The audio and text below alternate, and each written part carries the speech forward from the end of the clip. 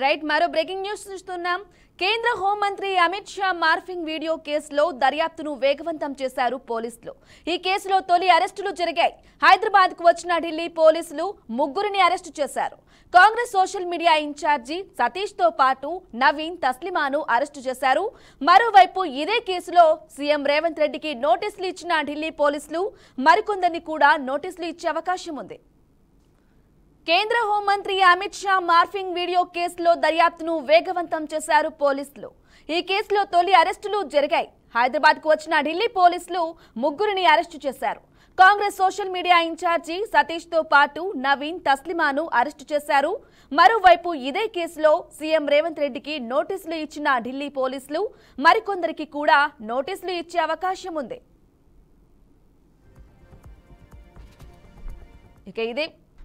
ఇక ఇదే విషయంపై మరింత సమాచారం మా ప్రతినిధి రాజశేఖర్ అందిస్తారు. రాజశేఖర్, పూర్తి సమాచారం ఇవ్వండి.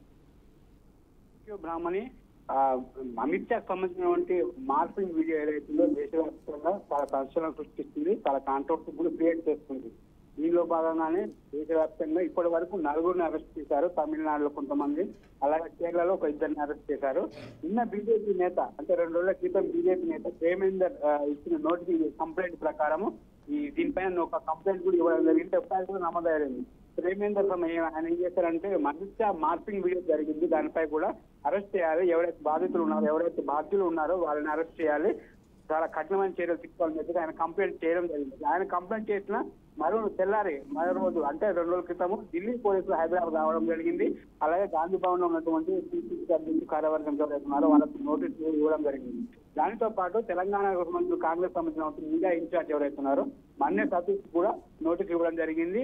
వాళ్ళతో పాటు మరొక 4 మందికి తెలంగాణ నోటీసు ఇచ్చారు. వీటితో పాటు సతీష్ తో పాటు నవీన్ తస్లిమాను ఈ రోజు నోటీసు ఇచ్చిన తర్వాత ఈ రోజు వాళ్ళ ముగ్గురిని అరెస్ట్ చేయడం జరిగింది. అలాగే సీఎం రేవంత్ రెడ్డికి కూడా నోటీసులు ఇవ్వడం జరిగింది. మరో 2 రోజులు ఇవ్వాలని చెప్పేసి కూడా వాళ్ళు కోరడం జరిగింది.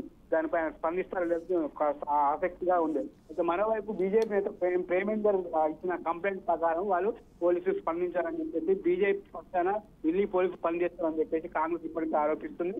దీనిపై మరోసారి మోడీ కూడా మొన్న కర్ణాటక జరిగినటువంటి మీటింగ్ లో కూడా ఈ మార్పులు చేస్తే చాలా సీరియస్ గా స్పందించారు. బాధితులు ఎవరు ఉన్నారు వదిలిపెట్టే ప్రసక్తి లేదు, అవసరం అయితే జైల్లో వేస్తామా, వాళ్ళు సీఎం అయినా మరే కార్యకర్త అని చెప్పేసి ఆయన చెప్పడం జరిగింది.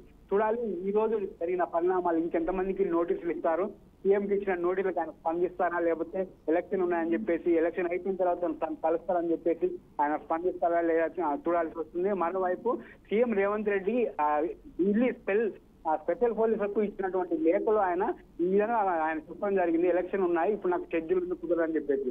అయితే ఆయన ఇచ్చిన వివరణ ఈ పోలీసులకు వాళ్ళకు సంతృప్తి కలిగించలేదు కాబట్టి మళ్ళీ ఈ రోజు వాళ్ళు నోటీసులు ఇవ్వడం జరిగింది. దానికి ఇమీడియట్ గా స్పందించాలని చెప్పేసి వాళ్ళకి చెప్పడం జరిగింది.